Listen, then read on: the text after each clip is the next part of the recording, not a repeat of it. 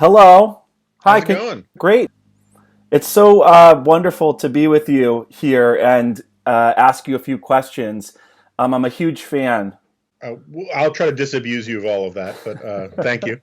I read Suicide of the West, and I made a podcast episode about it, and really that book changed my life. So I want to say thank you before I Oh, become a professional journalist now and ask you serious journalist questions. fair enough. Thank you very much. Appreciate it. Yeah. So, what has the Trump presidency taught the Republican Party and conservatives in general? So, it could be from your side. It's been a lesson against illiberalism or something like that, or from the other side, it could be Sorry, went down the wrong trade, pipe. immigration, inequality, the media, the working class, something like that. What should we be learning from Trump's presidency, his election? What have we learned? I would, I mean, free to pick apart or ask follow-ups or anything like that. Um, but I guess I would frame it a little differently. I think that um, I would start with the fact that, let me put it this way. What I've learned is that the parties are incredibly weak, that the Republican Party is incredibly weak as an institution, as a part of the normal functioning of democracy. This has become an obsession of mine over the last couple of years, I've noticed. and Trump proved that celebrity, combined with a certain amount of populism, rendered the GOP quite hijackable. Um, and so, what is it that Cicero says is that courage is the most important virtue because it's the one that becomes, I'm butchering the quote, but, that becomes central when all the other virtues are tested. And there's just a shocking lack of courage, the amount of decay within the Republican Party that allowed them to make bad decisions very early on and then double down on bad decisions is one of the things I learned. I think that what the Republican Party,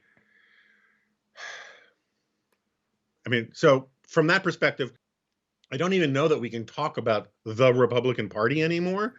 My old boss, Ben Wattenberg, this is 30 years ago, used to complain when people referred to the Democratic Party because he was like, the Democratic Party is a bunch of fax machines in some office somewhere. It's not like a robust living thing. And I think something similar is going on with the Republican Party.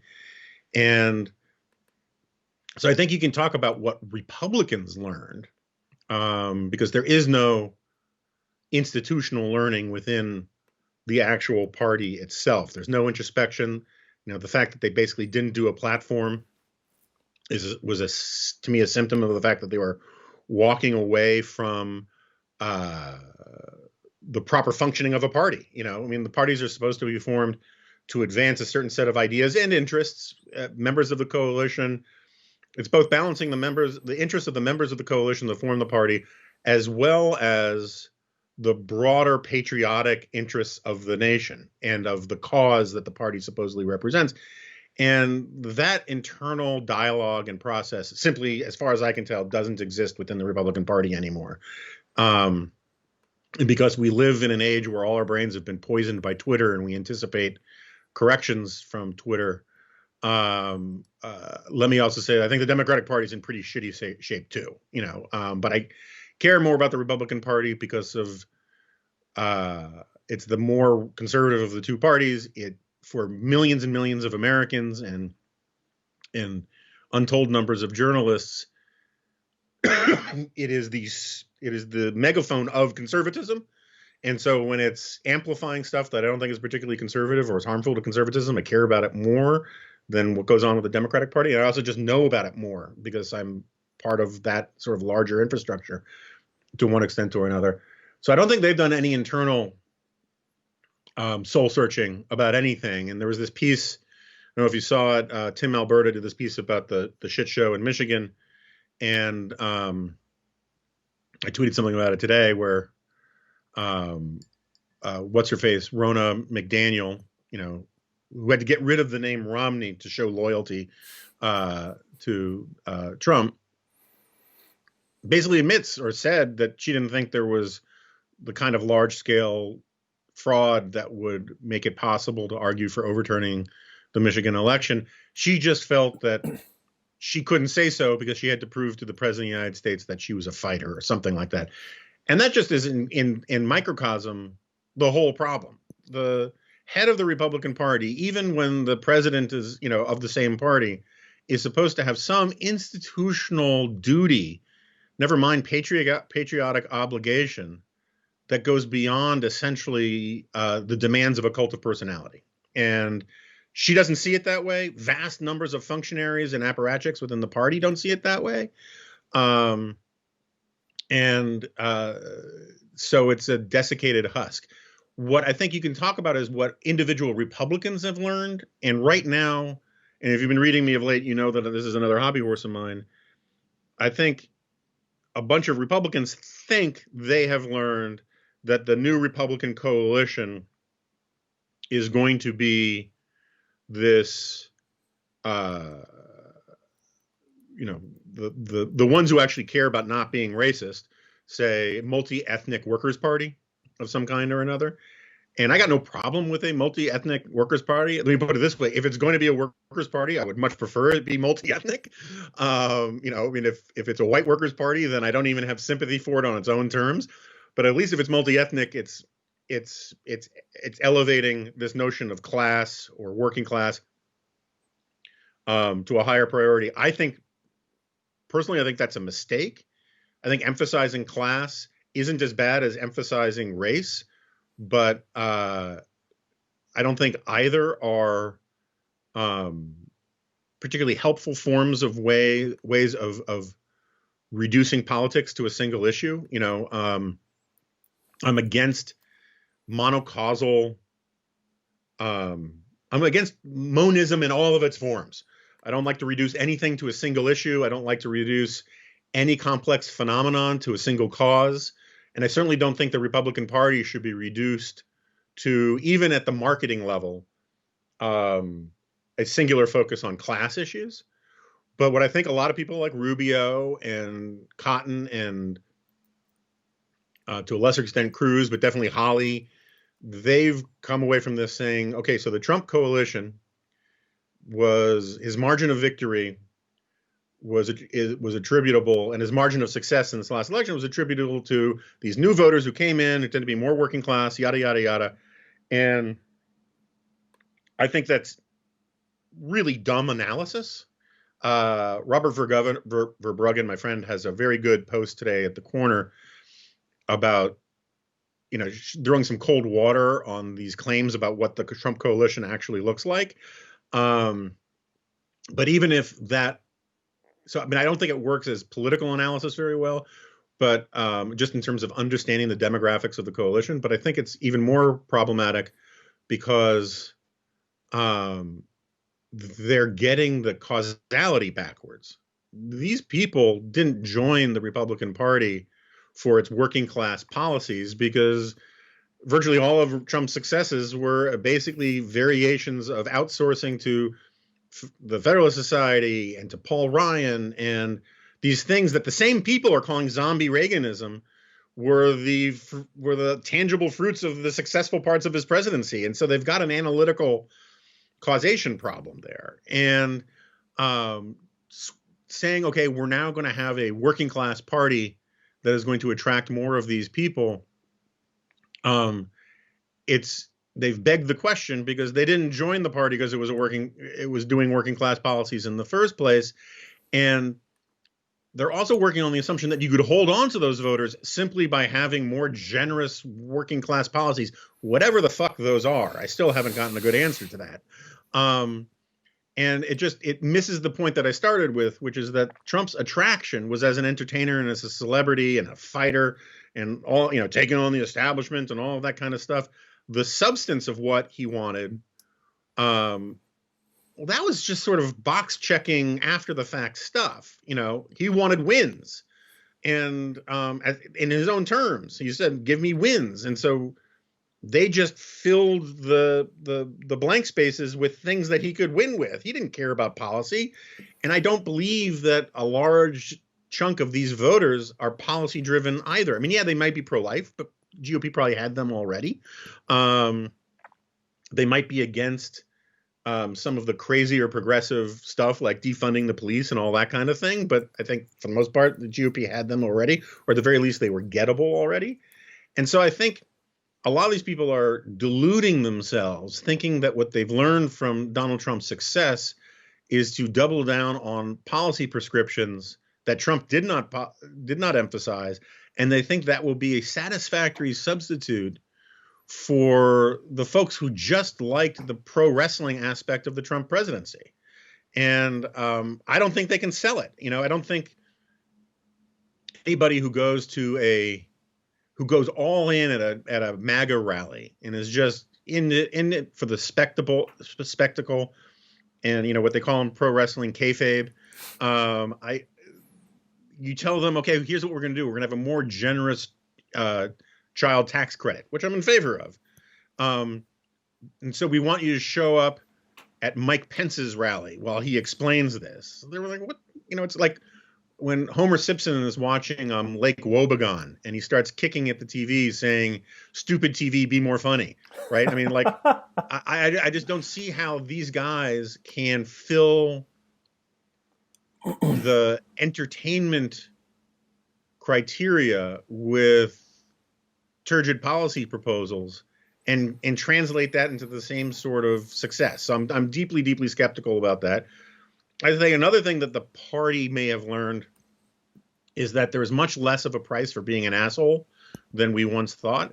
That remains to be seen. I know there are a lot of people who think that's true. And at the margins, there's certainly evidence for it. But at the same time, as we learned in 2018, when Steve Bannon ran all of those anti-Mitch McConnell candidates, they were, I'm sure I'm being unfair to somebody, let's just say they were, the majority of them were assholes and Trump impersonators. And they all lost. I mean, like they literally, I think every single one of them running against an incumbent lost. I mean, you can check the numbers on that. And with very few exceptions, the people who imitate Trump, it just doesn't work. And there's some new people on the horizon, like Matt Gaetz, who can pull it off a bit simply because that's the only persona he's ever had, as to being a sort of own the libs, totally unserious entertainer. And so he doesn't seem inauthentic or hypocritical when he tries to be Trumpy. But like Mike Pence can't imitate Donald Trump, right? And certainly Ted Cruz can't. And so whatever coalitions they can assemble are going to have to be assembled on different terms. And I know I'm going long. I'm just trying to get it all out there. The other thing I think you can make a claim that the party learned, going back on rebutting myself, is sort of the institutionalization of asininity. You have a lot of, I've talked about this a lot on my podcast. There's a lot of Republican congressmen who were once interested in legislating. They're sort of shutting down their shops and replacing them with 25-year-olds who are really good at memes and owning the libs on Twitter. And what they've learned is all of the things that made the GOP weak and unserious that allowed Donald Trump to hijack it. They've internalized the idea that these are in fact best practices. And look, I'm not a psychic. It could turn out that in the short run, it looks like that bet is right. Certainly a big chunk of the GOP base wants that garbage. And if you're from a safe district, owning the libs, could be very smart. AOC, basically, I think AOC has learned, whether she realizes it or not, and maybe she just stumbled on her own, but she's basically taken the Ted Cruz model and applied it to the left. And I'm angrier at Ted Cruz for it because Ted Cruz is very smart. Mm-hmm. And doesn't have to do that stuff. He chooses to do that stuff. I think AOC thinks that much. AOC is to me more like Matt Gaetz. She actually thinks this is what politics is, and we could be entering a period of time where they're right that this is what politics is. But I don't think that's in anyone's. It's certainly not in conservatism's long-term interest. Yeah, you made a point about what policies, for example, are in the best interest of the working class. And there was a great piece at the Dispatch, What Policies Are Really in the Interest of the Working Class by Ryan Bourne and Oliver Wiseman. And I thought it was really fantastic. I wrote a similar piece in Quillette about inequality about this. You actually tweeted it out, so I appreciate that. Do you think, though, on the other hand, right, if the other side is making a point, right, it might be that they don't have a vision, but the people were screaming out about something, and there's this sense on the sort of Trumpy populist right that the elites weren't listening, right? That there were real problems. The dislocation brought about by globalization, the collapse of manufacturing, right? The student debt crisis, right? The decline in life expectancy rate, the opioid epidemic, the crisis of loneliness and social capital and institutional rot and all of this stuff, right? The political correctness. And it was as if, right, the Paul Ryans of the world were ignoring this stuff. Maybe their policies would have been better for Trump's base, but it's as if they were ignoring some of these really important issues, like the elites wouldn't talk about immigration. And here it was refreshing, even for me. I'm not a Trump supporter, but even for me, it was refreshing to just hear someone have a real conversation about. And now everyone else can have that conversation too. I don't know if you've noticed, but so is there a sense in which the sort of first things, right? Michael Anton Claremont right wing is right, at least about the failure of the elites? I mean, that's there's a lot of broad brushstrokes, and at that level of sort of 30,000 foot, to just destroy mixed metaphors, at the sort of 30,000 foot level, I think that's all legitimate, and I've made many of those points myself. I mean, to take immigration. My standard position, I was at National Review for 21 years. And so I was always squishier than the hardliners at NR. But my position on immigration ever since I've been in this stuff is that, when people ask me, what's your preferred immigration policy? I said, well, my minimally acceptable immigration policy is to have one. Right. And one of the reasons why immigration became such an issue is that there was a complete breakdown at the elite level about the issue. And so there was this unspoken consensus to embrace chaos rather than do anything about it. Because if your immigration policy says one thing on paper, but you're not going to enforce it, then you don't have an immigration policy. And people sensed this. And at National Review, our standard line for decades was immigration is a real issue. Real nations have not just a right, but an obligation to take immigration seriously and to have policies that they find are in the best interest of their own people.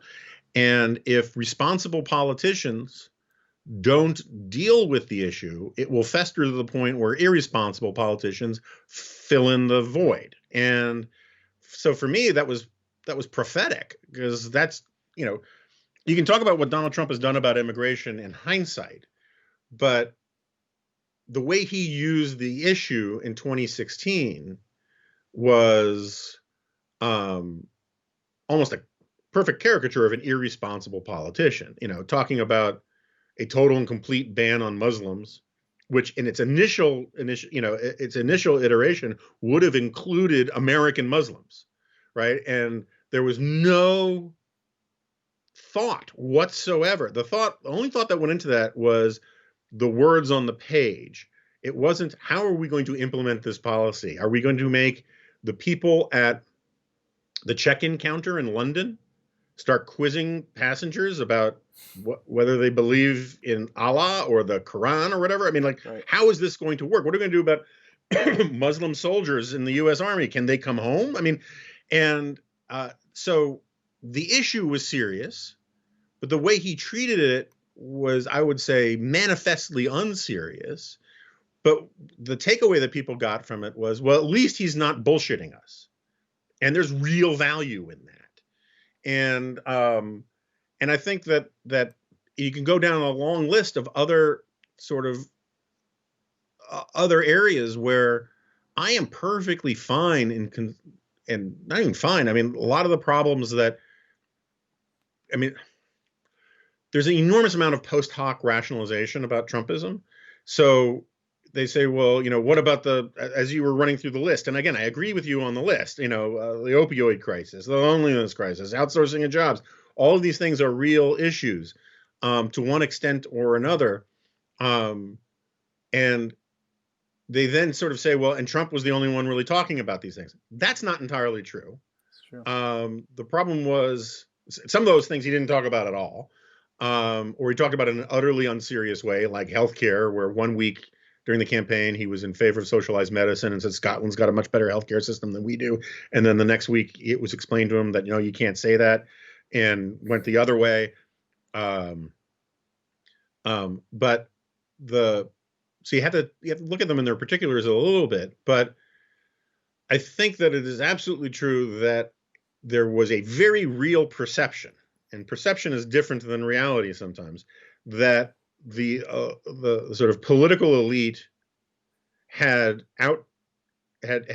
extended way past their supply lines politically. They were no longer caring about doing not just fixing problems at the on the ground, but communicating to people what they were actually sometimes doing to fix the problems close to the ground. And if you don't, in politics, if you don't communicate to people about what you're doing, often people have no idea that you're doing it. And instead, it was caught up in this rarefied, very insular, in the old days, I would call it sort of I never know how to pronounce it, but a gnosis, as in from Gnosticism, where the language was basically created as a barrier to entry. So people just felt like, I don't even know what these people are talking about. And then Trump talks, and he talks like a normal person, on steroids, but like a normal person. And people say, well, at least I get him, and he's talking to me. He's talking to me, not down to me. And I think there's a lot of merit to that. But one of my, and again, if you're a close student of the stuff I've written, this is my view on some of this stuff. One of my great frustrations is that the conservatives who were really dedicated to actually fixing some of these problems, to actually deal with some of these problems, the gatekeepers weren't the liberal media or anything like that. It was people like Mark Levin, some of the folks at the Wall Street Journal, who had this attitude that they stopped writing the Bible with Ronald Reagan's 1982 tax cut. And any apocrypha that we tried to add to it past then is a heresy. And so you had people like, my friend and colleague Yuval Levin and others making serious arguments. I mean, like Michael Strain was writing about basically giving, in effect, I can't remember what the term he uses for it, but essentially stipends to people who are trapped in poverty in jobless areas, just giving them a cash payment to move where there are jobs. Because a lot of the problems with joblessness in America isn't that the overall rate was bad. It was that there were pockets of real joblessness in places that felt left behind. And one of the great things in American history was that when you were stuck in one of those spots, you moved. But because of the welfare system and all sorts of other things and skills mismatches, in a general sense that like you had to stay where you are, people became trapped. And that's how you got some of the loneliness stuff. That's how you got some of the opioid crisis stuff. And it would have been better just to pick up some of these people, give them $5,000 and a rider truck, and say, get the fuck out of these places that aren't serving you. And And those kinds of ideas, and there were lots of those kinds of ideas that were being talked around on the intellectual side of conservatism, were basically shut out from, for want of a better term, the entertainment side of conservatism.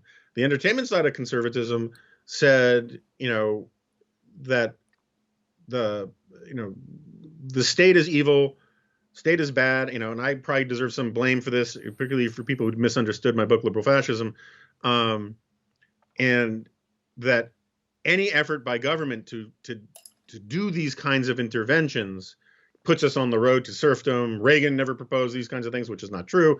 And so the responsible grown-up responses to a lot of those problems were suffocated till they became so bad. And then Donald Trump comes in, and all of a sudden, the very same people are saying, I don't understand why you're not supporting this guy. He's speaking to the forgotten man and the white working class. Well, maybe if we had done some of these things in the aughts or even in the 90s, those kinds of people wouldn't be receptive to the sort of snake oil of Donald Trump, because government actually would have either done some things to really improve their lives, or at the very least would have been seen as doing something to improve their lives. But this mismatch between the sort of entertainment culture of conservatism, which is just about, not just about, but a big chunk of it isn't about actually governing or doing policy. It's about owning the libs. It's about they're coming for your Bibles. And I'm not saying they're not coming for your Bibles, but that's not all. That's not the only thing going on. And so people were left with this procession, particularly on the immigration stuff, where people were told over and over again, they're losing their country, they're losing their country. No one's doing anything about this invasion, yada, yada, yada. And the rhetoric got worse and worse and worse. And yet Republicans didn't do anything, or were not perceived as doing anything. Then all of a sudden Trump comes in, we're going to build a wall, we're going to lock out the Muslims, and we're going to fix this. And you can see why people would be really receptive to that. So this is a question I asked Patrick Deneen, because he was the person that I got this from. I listened to one of his talks, and he talked about David Goodhart's two types of people: anywhere people and somewhere people. And he said that there are elites who have a mobile soul, who have the ability to be anywhere and have achieved a portable identity. Then there are those who are not part of the educated ruling class, folks who value home, stability, generational continuity, right? These are people who don't, according to Patrick Deneen, they don't want to just get up and leave. They value tradition and their actual, the land that they live on, in their home, in their small town, and they can't just learn to code, right? Or something like that. And so people like Deneen actually want to create policies that would benefit those people. They want to create an economy that would work for those latter folk. Admittedly, it's going to be protectionist, restrictionist, tariffs, all of this stuff that flies in the face of sort of conservative, what would he call it? Conservative Inc. orthodoxy. What do you have to say to folks like Patrick Deneen who say, you're just a Beltway insider elite and you don't know what it's like to live in these communities, and it's not the Oregon Trail anymore. We don't have that same adventurous spirit. These people have opioid addictions and they don't have any social capital and all this stuff. They can't just get up and leave. What do you say to arguments like that say that you're being an elitist there on that question? Yeah, so there's a lot going on there, and it requires some disaggregation. First of all, we can put a pin in this, but I generally find the charge of someone being an elitist as somehow some sort of argument settling rejoinder really tiresome, particularly coming from tenured faculty at a prestigious school who are doing quite well themselves and are internationally known authors. I mean, let me be clear though. I like Patrick Deneen. He's a nice guy. Me too. He's a very nice guy. I learned a lot from him. I think at a very fundamental level, he's deeply, deeply wrong about some things. this, I mean, if you read Suicide of the West, you know where I come down on this. This idea that somehow everyone was happier and better off before John Locke poisoned the well, or made us bite of the apple, is just lunacy. It's romanticism, you would say. Yeah, and it's also just it leaves out the fact that well, it leaves out a lot of things. We don't have to get into defense of Western civilization and of the Enlightenment, but more specifically, I agree with a big chunk of that. One of the things I actually like about his book, rather than what a lot of people have done with his book, is that he's in favor of sort of radical decentralization. He wants communities that have some sovereignty and some autonomy. Subsidiarity. That live the way they want to live. I've been banging my spoon on my high chair about federalism for 25 years. I think it is the best system ever conceived of for maximizing human happiness, because it lets the most people live the way they want to live. And including in that freedom to live the way you want to live is the right to live conservatively if you want. And if you want to be rooted to place and to local institutions, so long as you give people the right of exit, and you protect basic civil rights, we can't have Jim Crow or slavery or any of that kind of stuff. Let people do that. I think it would be better for America, be better for our politics. I think David French is very persuasive about this stuff. We see eye to eye on all of this kind of stuff. So I agree with all of that. At the same time, I just think he gets a lot of sort of political analysis wrong. I mean, first of all, an enormous number of Americans, I would argue the majority, are not rooted in small rural communities the way he describes or imagines them to be. To be sure, there are some, let's say even tens of millions of them. That's fine. But the America that we live in is downstream of the America that was born of a pioneering spirit, of an immigrant spirit, of people coming here to throw off notions of inherited status and whatnot. And I suspect that he imagines there are a lot more people that want to be rooted in place the way he, that everyone wants to be in the Shire and that we're all hobbits and all that kind of thing, or that a lot of people do. I think he's absolutely right about cosmopolitanism, and I've written tons about this stuff. You need to be rooted in your own nation. You need to be rooted in your own culture. You need to defend it. You can't have such an open mind, your brain falls out. But at the same time, you do these surveys and you look, a lot of people believe in the American dream. A lot of people believe they've attained the American dream. And a lot of the problems that he is attributing to liberalism or Lockeanism or, the fusionist consensus or whatever it is, or that people who are misinterpreting Deneen are ascribing to him and using his book as a weapon in that fight, aren't the result of trade policies. One of the things that is the most frustrating, just getting in arguments about economics, is that, immigration and outsourcing have driven the decline of manufacturing far less than automation has. And if Deneen or any of his, less intelligent or more passionate comrades in arms want to make an argument for some federal agency that decides which technologies are too disruptive and therefore we will shut them down the way the Chinese killed the steel industry 800 years ago or whatever, let them make that case. But you have to ask yourself just, when do you want to freeze technological innovation? Before the COVID vaccine or after the COVID vaccine? When do you want to freeze, technological innovation? Before we get a cure for cancer or after? The same people who make these are very old arguments, right? You can go back to Eustace Moser, medieval jurist and intellectual who, if you have ever read it, Mind in the Market is a fantastic book and it gets into a lot of this stuff. and a guy named Jerry Mueller, and he walks you through how Jerry Moser was Z. making a Mueller? lot of. I'm sorry. Do you say Jerry Mueller? Yeah. I listened to one of his great courses on capitalism. I think that's who you're talking about. Yeah, same guy. He wrote a book called Mind on the Market, which Gotcha. is like the basis of that lecture series.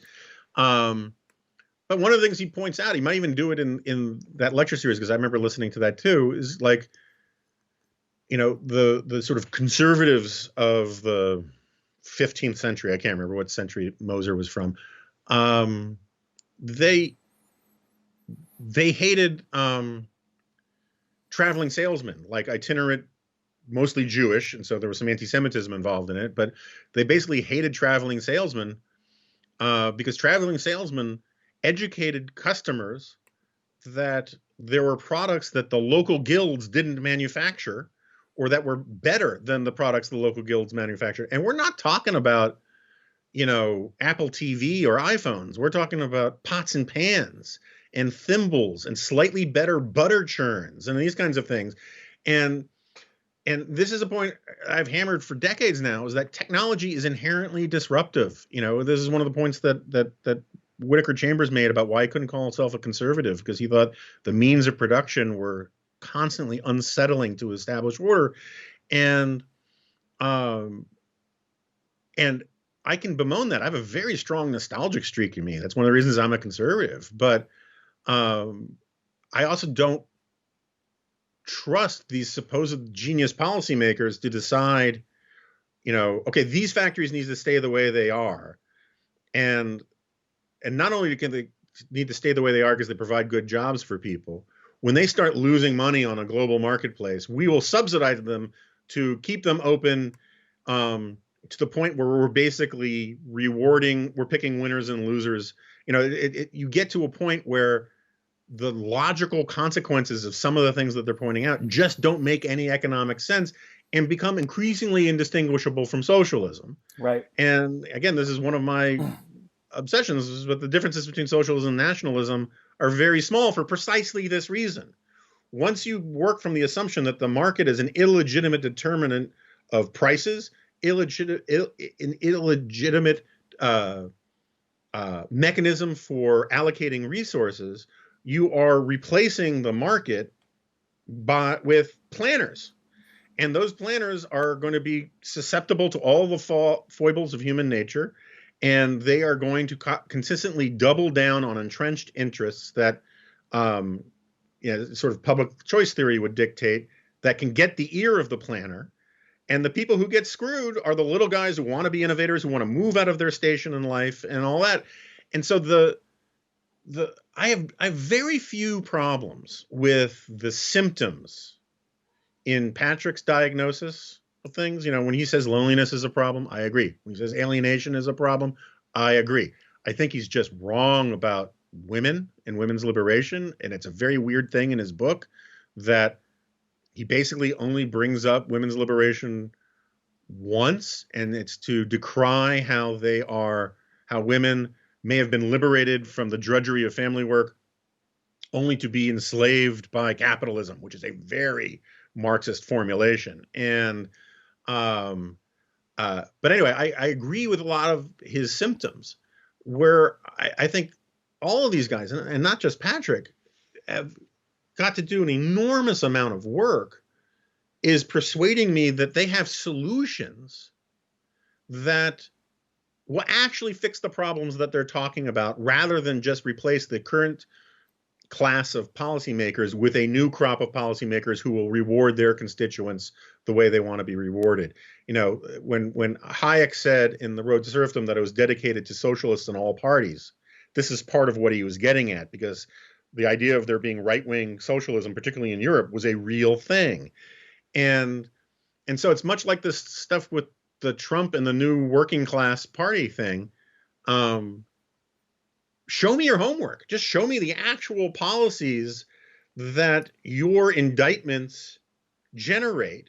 Right. I asked Professor Deneen, I asked him about that, because what I said was, a lot of people came away with the notion that David French won that first, that's the only one I watched, that first debate with Sohrab Ahmari, because it returns to this question of Okay, but what are you going to do? You don't like the library, what's happening at the library, but what are you going to do?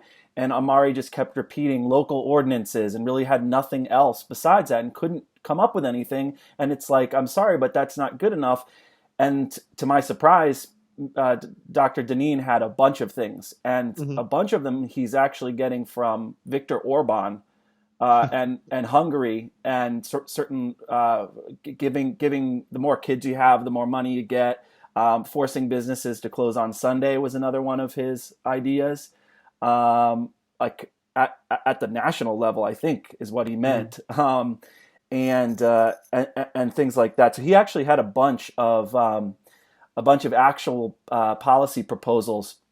But as you said earlier, one thing that you said was that there's an eerie reminiscence between nationalism and socialism. And I was reading Thomas Sowell's Conflict of Visions, and I couldn't stop thinking about the New Right. As I was reading that book, they are the unconstrained vision that Sowell talks about. Yeah. And I found that connection pretty astonishing. I may have to write a piece about it. Yeah, no, it's a good point. And that's part of my big argument with the right generally these days is that, the objects of their political desires are much more in line with me, than the objects of the political desires of progressives. But their vision about how you achieve these things is very much in line, as you point out, with the sort of unconstrained vision of progressives. And that's what you get when you get nationalism, is that, one of the most important lessons, I have a philosopher friend or acquaintance when I was originally working on my book is my first book. He was like, look, you gotta keep in mind that there is a fundamental difference between words and things. And so when you go back and you look at the fascist movements of Europe, there are all sorts of words that are owned by the fascist right. There are fewer policy ideas that are actually owned by the fascist right. They actually are pretty well distributed across the ideological spectrum. This is why I always say, if you listen to a speech by Fidel Castro and you replace socialism with nationalism and nationalism with socialism, the meaning of the sentences don't change. And what a lot of the new nationalists are doing, particularly when they heap scorn on classical liberalism, Josh Hammer was a nice guy, and I got in a little dust up with him on Twitter the other day. He's heaping scorn on conservatives who think that conservatism is about conserving the Ronald Reagan's 1984 platform, and that's all it is, and that there are other kinds of conservatism. I got my problems with that. I've been writing about that for years before any of these nationalist guys came along and all of a sudden were saying that kind of thing. But and just because you brought it up, Ramesh Ponnuru has been writing about child tax credits and other means of rewarding having more kids for 20 years. There is no, and Ramesh, first of all, he's probably the smartest person I know, but he's also a thoroughgoing Reaganite. There is nothing inherent in whether you call it classical liberalism or Reaganism or traditional conservatism or fusionism that is against some of these policy matters. Or if it's against it, it's not frontally against it. It is like, have you thought about this? Have you thought about the unintended consequences of that? Which is a perfectly fine thing for people to have arguments about. But that's secondary or tertiary down the road. The goal of having healthier, more robust families is something that the pre-Trump conservatives were very invested in for a very long time. Not the Wall Street Journal, but National Review, to be sure. But when you say closing down stores on Sunday nationwide in a country of 330 million people, that's not the subsidiarity that Deneen is talking about anymore. He's migrating away from that. I think we could survive having stores closed on a Sunday. Again, you have to look at the unintended consequences. Will that just simply drive more people to e-commerce? And if it's gonna drive more people to e-commerce, are you going to then say that you can't use Amazon on Sundays? And there's a major if you give a mouse a cookie problem in all of this, because one policy solution creates unintended consequences that planners can't envision as the markets respond to it. And one of the things that just as a fundamental thing and the biggest sort of intellectual betrayal of a lot of people on the sort of serious nationalist right is they've forgotten that point, that as conservatives, we used to beat the shit out of like New Dealers and all these people for thinking they could outsmart the market. And now the thinking seems to be, yeah, well, those planners couldn't outsmart the market because they were progressives. But we are plugged into the authentic Volksgemeinschaft, and we know what the people really want and what's good for the people. And therefore, our planners won't make those mistakes. And I just call bullshit on that. You know, the problem with planning, the problems with planning and the sort of Hayek's knowledge problem don't apply just to progressives. They apply to everybody because they're fundamental sort of, you know, epistemological, ontological problems with existence about trying to govern other people's lives from very far away. And it also, I think Deneen is just flatly wrong about what American culture is about. I mean, American culture, yeah, there are people who like their settled communities and all that kind of thing, but we are an ornery people, and where individualism is really much more baked into us among progressives and conservatives and non-politically aligned people alike. It's funny, if you talk to immigrants and they come to America, they see it, you know, they see it instantly, how different Americans are, you know, like Bill Murray and Stripes. We're not Watusis.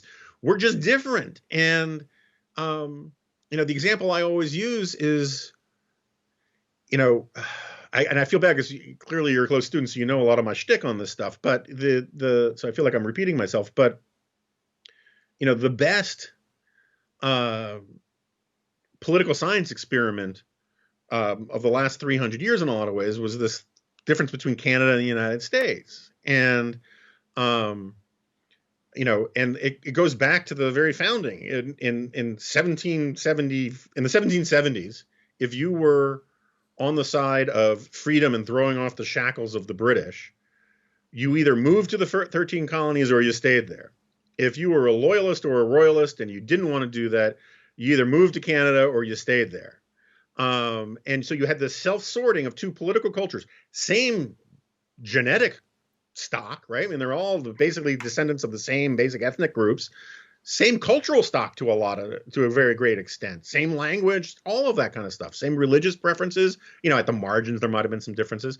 And you fast forward, this is a point Seymour Martin Lipset always used to make, you fast forward 200 years and the United States says we're switching to the metric system at the same time that Canada did. And in Canada, they're like, okay, government told me to. In America, we're like, screw you. We're not doing that. That's witchcraft. And that's something that I think, Deneen rightly sees a poisonous kind of individualism on the left. And he attributes it to Locke. And he doesn't like the individualism on the right because he attributes it to Locke. But what he misses is that it's in fact our culture. And it's baked deeply into our culture. De Tocqueville describes the American as the Englishman left alone. And so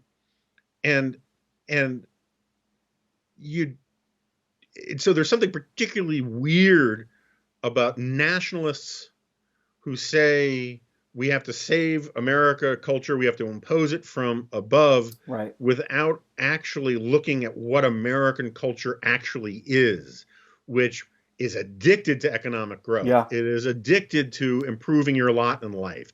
It is, there are all sorts of problems. If you measure your worth entirely by how much money you make, you got problems.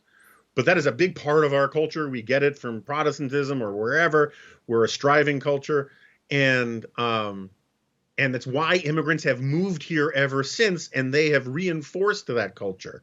And so to have the nationalists come along and say, you don't understand, Americans are really about being in settled communities and all that. No, they're not. That's a caricature of the 1950s, and the 1950s had much more dynamism than people realize. And so what they're basically doing is they're imposing, very much the way socialists do, a conception that doesn't align with the facts on the ground about how people actually want to live.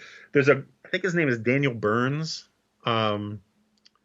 He's a professor, I think, in South Dakota. I had him on my podcast a while back. If you haven't read it, there's a fantastic essay he wrote for National Affairs on liberalism in theory and liberalism in practice. And he makes this point, which it's one of these things I read and was like, damn it, I wish I'd read that before I wrote my book. Because he just makes a fantastic point, is that the Yoram Hazonis and the Patrick Deneens and all these people who are just dunking on John Locke all the time, they want to make this argument that, John Locke is born, he writes some stuff, 300 years later, everything's shitty. And that's the causation. And I'm one of these guys who likes, I believe ideas have consequences. I think intellectual history is hugely important and all that. But what Burns, and I think that's his name, I'll send you the link. Okay. The point he makes is that even in America or in England, we don't live according to liberal theory. We live according to liberal practice.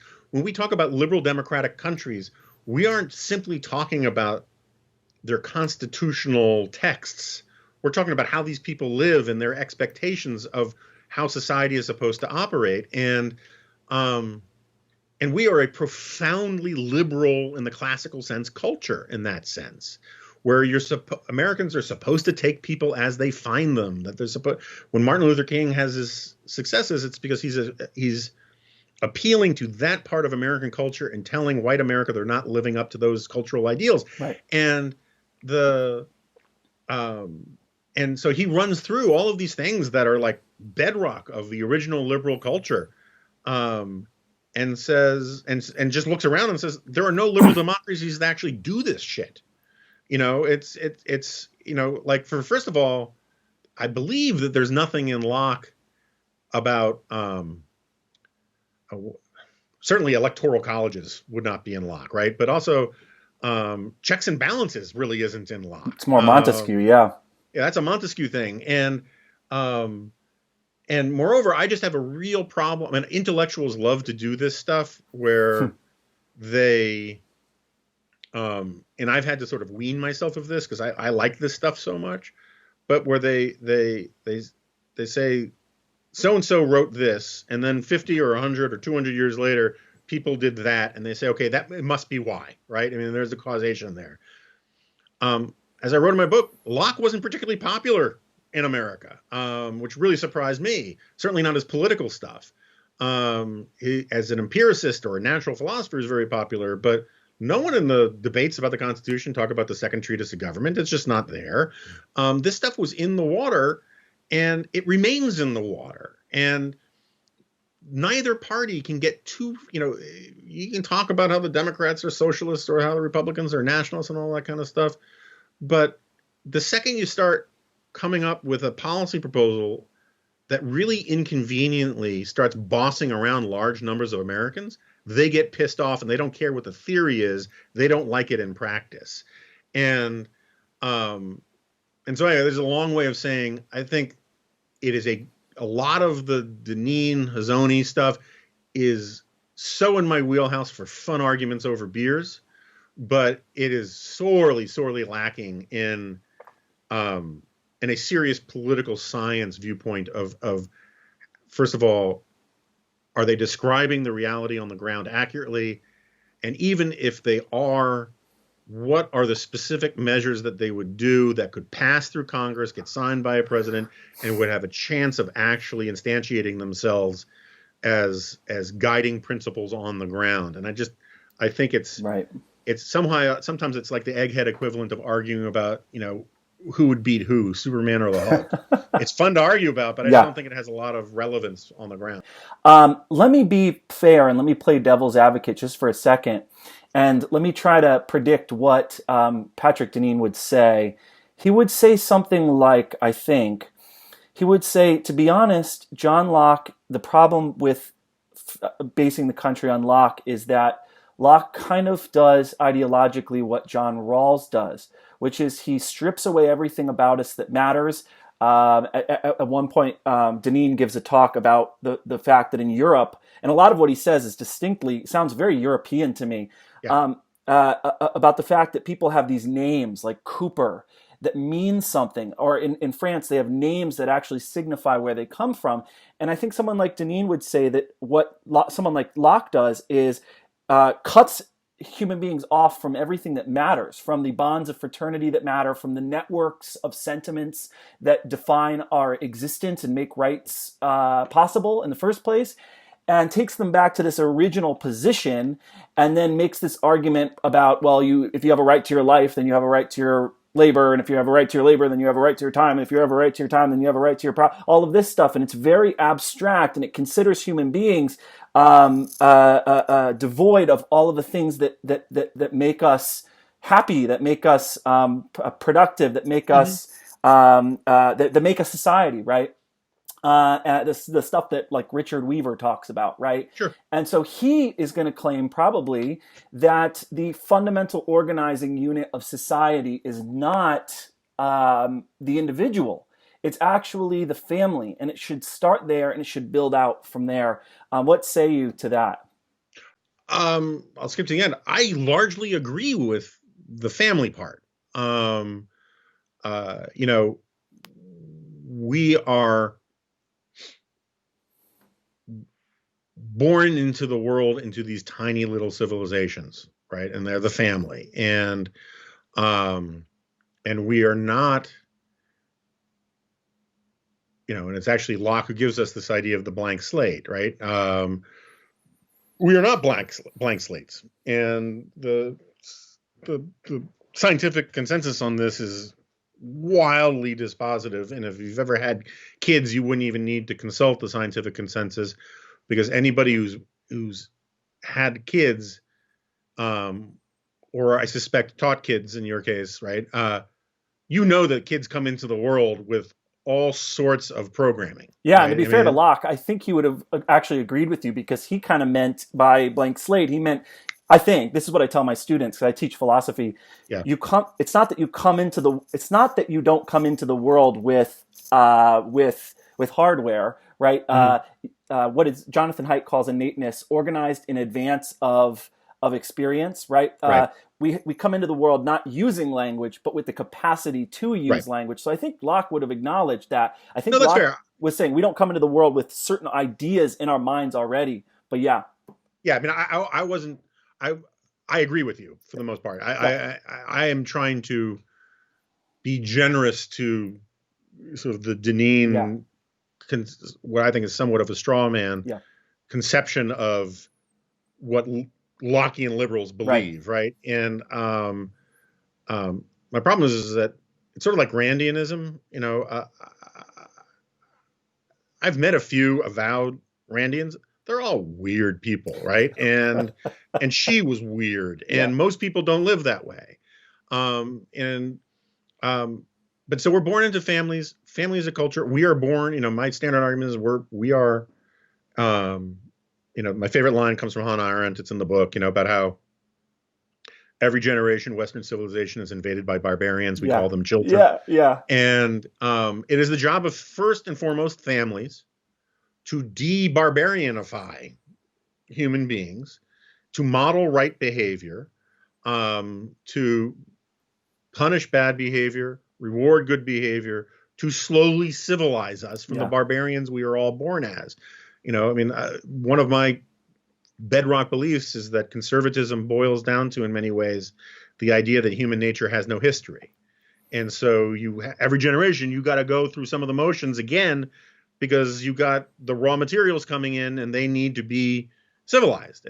Civilization is a verb. And so I agree with that we are not all atomized individuals. I think where I disagree with Patrick about this is that he thinks that people actually live that way, maybe because of Locke or some other, intellectual virus that escaped some lab somewhere. And I think all you have to do is walk around with the eyes of a civilizational tourist for 5 seconds to see that that's not true. I always used to give, back when we were allowed to give speeches and stuff, I used to talk about how much I hated the phrase that you hear from politicians on both the left and the right. McCain did it a lot. that we need to dedicate ourselves to a cause larger than ourselves, which is very much sort of in that Deneenian wheelhouse. Yeah, the common good. He would hate to be associated with John McCain, I assume. And my problem with that then and now is that I literally don't know anybody who isn't dedicated to some causes larger than themselves. You know, my family is a cause larger than myself. This new thing, the Dispatch I helped start, is a cause larger than myself. National Review is a cause and is still a cause larger than myself that I'm willing to make sacrifices for. Friends, communities, churches, synagogues, your businesses, sports teams to a certain extent. Fledgling reporters who demand your time. Yeah, anybody who's demanding of a slice of you, that's a cause that's larger than yourself that you're willing to make sacrifices for and to pay prices to protect. And so where I think Deneen gets wrong is that in a perverse way, he's actually doing what he's accusing the Lockeans of doing. He's actually saying that people are that, and they need to stop being that. When I would argue they're not that, and therefore we don't have to worry about Locke making them that. Gotcha. That's interesting. Locke was fresher in people's memories 100 years ago, and you had plenty of communities that Deneen would have thought were much better than those of today. That's so true. How did they survive the poison of Locke, but we didn't? Maybe something else came into the equation more recently.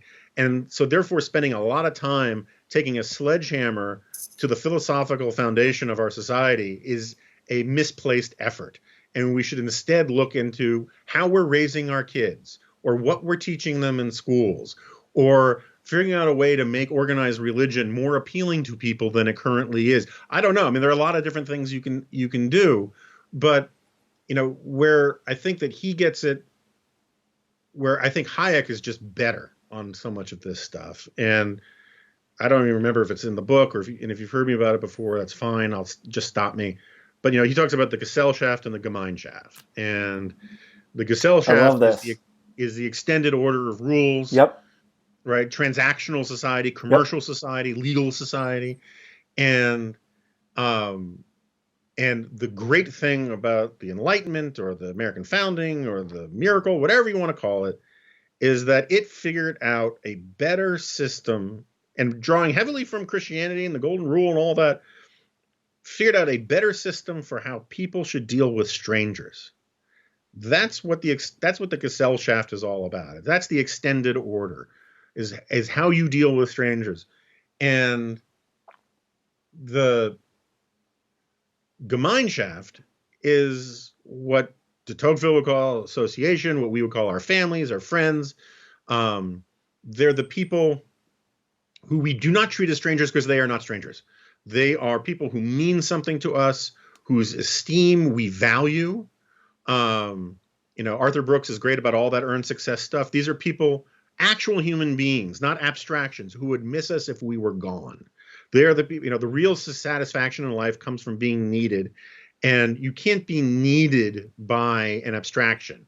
You can only be needed by actual human beings who know your names, who like you or love you, and value your presence on this earth. And that's the world of the Gemeinschaft. And we do not use the rules of the Gesellschaft in the Gemeinschaft, right, and vice versa. And so I always tell people, in my family, I'm a communist. I do not charge my kid for food, right, all that kind of stuff, right? It is literally from each according to their ability to each according to their needs. Yeah. The problem, which I think Deneen is guilty, I don't like picking on Deneen because, again, I like and respect the guy. I've met him a bunch of times. But that school of thought that Deneen has been appointed, one of the dashboard saints of, is guilty as the progressives are in certain cases, of trying to impose a Gemeinschaft from above on the Gesellschaft. And the problem is that you'll destroy, if you try to impose one on the other, you'll destroy them. If you try to turn the family into a transactional relationship where you're just doing things for compensation, it's no longer a family. It's a shit show, right? And if you try to make the whole nation into one giant family, you no longer have an extended order of liberty, because the notions of mutual obligation are now enforced by law, which renders them no longer operative. And the idea that, so I personally believe that the kernel of insight, or the not kernel of insight, the fundamental error gets to very much the soul stuff about constrained and unconstrained vision. The fundamental category error that every, whether you want to call them totalitarian or authoritarian or just simply illiberal, again, words aren't things. The fundamental error that they all make is trying to, is working from the assumption that the government can love you, that the government can be your mommy or your daddy, that it can be your church or your synagogue, that it can fill the holes in your soul. And the second you start working from that assumption, which I think a lot of sincere nationalists do, in the same way that a lot of sincere socialists do, what you're really talking about is getting rid of the right to be wrong. And the right to be wrong is the most, and it has limits, like all rights do. You don't have a right to pedophilia. You don't have a right to murder, right? The no harm principle. There are all sorts of things that limit this right, but you're allowed to worship the way you want, right? We have had a big argument for a while, and we came down on this idea that you're allowed to love who you want, and I can live with that. It's fine, right? You can, and it's probably something to celebrate, and if you, and that was my real problem with the Amari French fight about the library thing, is partly because of social media, not John Locke, and partly because of the erosion of institutions that help order and civilize people, and a bunch of other things. We get very, very, very angry when people 2,000 miles away are living wrong. And social media makes it feel like they're not 2,000 miles away anymore, that they're right next door to us. Right. Availability bias. Yeah. And so I think that's one of the great ironies in all of the nationalism stuff, is that we're already way too nationalized. We're way too knit together. Social media has shrunk our world so much that everybody with a bad opinion is like in our face 24 hours a day. And they think the answer to this is nationalism, when in reality, the answer to this is not, I always forget whether it's centrifugal or centripetal, but the one that pulls us apart. We need more pulling apart, more subsidiarity, let people live the way they want to live, where they want to live, give people power in the local communities where you don't feel, getting back to where we started, that there are these unaccountable elites very far away controlling our lives. Instead, the powers that be have names. You see them at the grocery store. Your kids go to school with their kids. You know who to fire when they screw up. That will give people, that will be a much better antidote to populist anxiety and this tribalism thing that says the entire country has to be my team or your team. What you want is 1,000 little teams. Yeah. And playing their own weird little leagues. And first of all, that'll give people more satisfaction in their lives. They'll feel more valued because they actually will be making a difference in their lives. Mm-hmm. But it'll also make this just a much more interesting country to drive across, because you'll go to different communities with different cultures, which is what this country really needs, rather than one monoculture called nationalism or one monoculture called progressivism. And so, again, I think a lot of the solutions that a lot of the symptoms and problems that people like Deneen and others are identifying have a lot of merit. I care about them greatly. I just think that the implied or stated solutions heighten those problems, because they're going to create more people who feel like people I disagree with are telling me how to live. And that runs against the grain of what it means to be an American. Yeah. And one of the reasons why I have hope about the future is that I still think that that part of the American character is alive and well enough that regardless of what label you put on those kinds of efforts, people aren't going to go along with a lot of that stuff. So is the new populist right attempting to wield the one ring of power? Is that a good way of looking at it? I also teach a fantasy literature course, and I'm teaching Fellowship of the Ring right now, and I couldn't believe this. I got to the part in the Council of Elrond where Gandalf is describing his encounter with Saruman. And I could not stop thinking of the new right. Saruman says, the elder days are gone, the middle days are passing, the younger days are beginning. The time of the elves is over, but our time is at hand. The world of men which we must rule. But we must have power to order all things as we will, for that good which only the wise can see. And he says, I said we, for it may be we, if you will join with me. A new power is rising. Against it, the old allies and policies will not avail us at all. There is no hope left in elves or dying Numenor. So I shared this with my friend, and it goes on, and it's it's really interesting. It's uncanny. And I brought this up with my friend who is on the kind of new right side of things, the populist right, the common good conservatism. And he said, no, that's not right. Because I said the new right is Saruman, and he said no, the old right is Denethor. What do you think about this? Explain to me why the old right is Denethor. I mean, just because it's been a while since I read Fellowship. The Steward of Gondor, right? Slowly going mad, being out of touch, not seeing what's going on, trying to fight the old battles that don't even exist anymore with old tools that don't even work. Whatever. So my friend and I disagree on that, but I wanted to get your take on it. Well, I like it. I think there's a good piece in there alone. I'm more on your side of this. It's sort of my first temptation is to make a joke borrowed from Charlie Cook, who says, the thing to keep in mind first and foremost about all this talk about releasing the Kraken, about the recount stuff, is that the Kraken didn't exist, and there's something in there about, there's a reason why they call it fantasy, right? But actually I'm a big believer in that fiction actually represents some truths that are more eternal and interesting, because the one thing, regardless of where fiction is set, it will not engage the reader unless it accurately captures the essence of human nature. And one of the reasons why science fiction is so cool and fantasy is so cool is the really good stuff is so good, is that since that's the one variable that's the one constant, that you can change the setting, you can change the location, you can change the technology, the time, the rules, and all that kind of stuff. But whether it's Game of Thrones or Lord of the Rings or Dune, which is one of my favorites, the thing that makes it accessible and engaging is that the nature of what it means to be a human being doesn't change. And I think that's a good lesson for all of this, insofar as I am wildly open to out of the box policy prescriptions. I am not one of these ones who said that if Reagan didn't say it, it's not gospel. I don't believe. What has two thumbs and loves Ronald Reagan? This guy, but that's not me, right? So,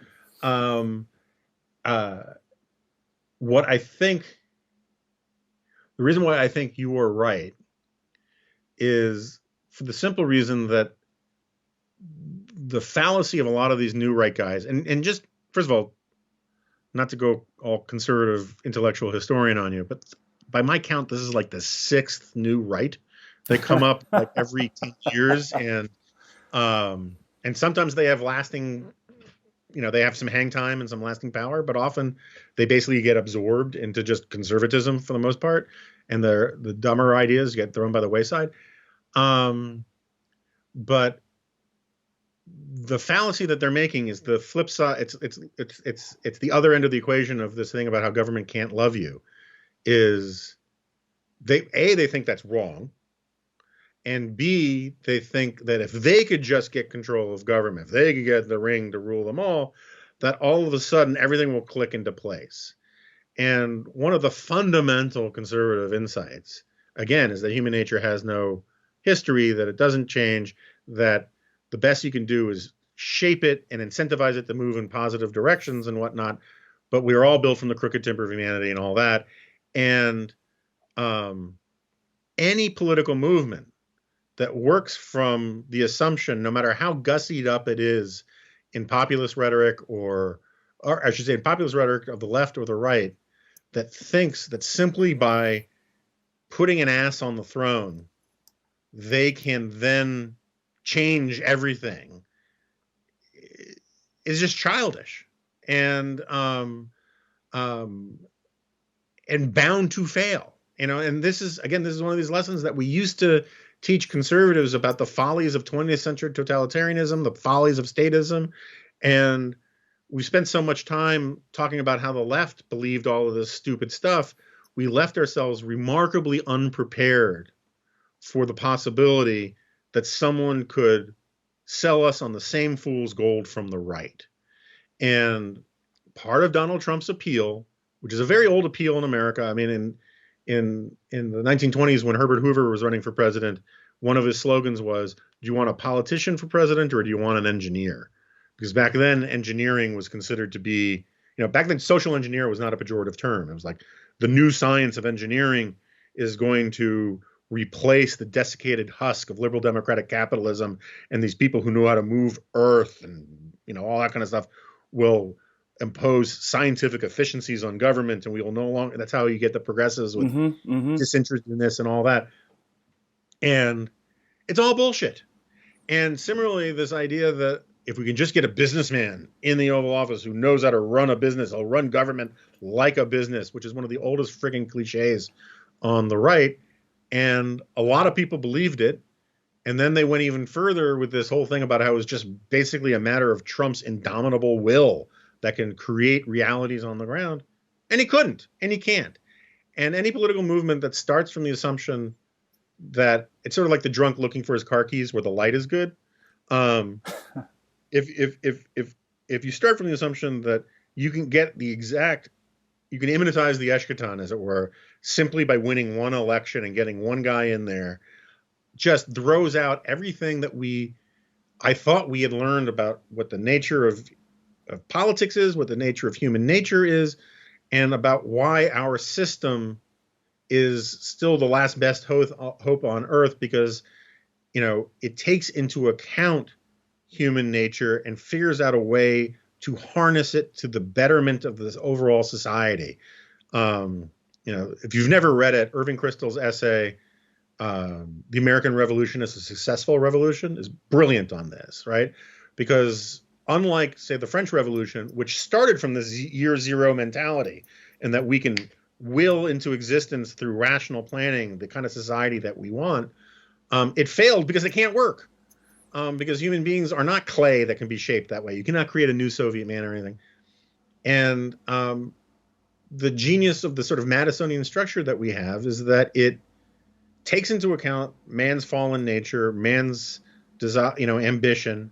It doesn't think man is inherently evil. It just says that man is not necessarily inherently good either. And it says the thing to really worry about is arbitrary power. And so they set up essentially a market system that had different centers competing over power, which prevented power from being centralized in any one place. And that's the solution. It's not a bug. And all of the indictments of Lockeanism and classical liberalism that say, okay, that's the problem,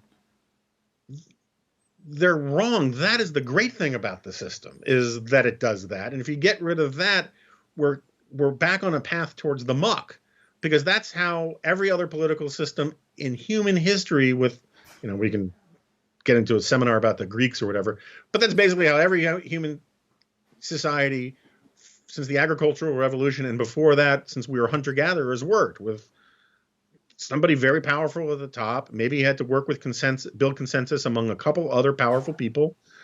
And then they just got to impose their will, and their will was law. And because it was law, it was good. And the only thing that made it good was because might makes right.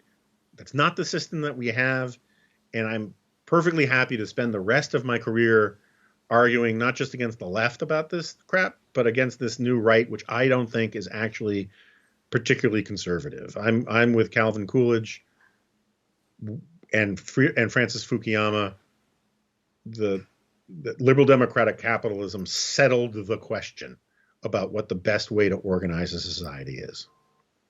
Oh, thank you so much for all of this. Now you've convinced me that I need to write an article about this passage in Lord of the Rings. He actually says, As the power grows, he says, as the power grows, its proved friends will also grow, and the wise, such as you and I, may with patience come at last to direct its courses, to control it. We can bide our time, we can keep our thoughts in our hearts, deploring maybe evils done along the way, but approving the high and ultimate purpose, knowledge, rule, order, all of the things that we have so far striven in vain to accomplish, hindered rather than helped by our weak, idle friends. And then he ends by saying, there would not be any real change in our designs, only in our means. So if I write that up and I send it to you, will you look at it? Yeah, sure. Cool. And I was going to say, I mean, you said you're moving more into journalism. You know, if you ever want to pitch me on something for the Dispatch, let me know. Thank you. I will. I'm going to pitch you on this. Okay. Maybe I'll have time in January. Thank you so much, Jonah. I really appreciate it. No, this was fun. Thanks for doing it. Bye-bye. Bye.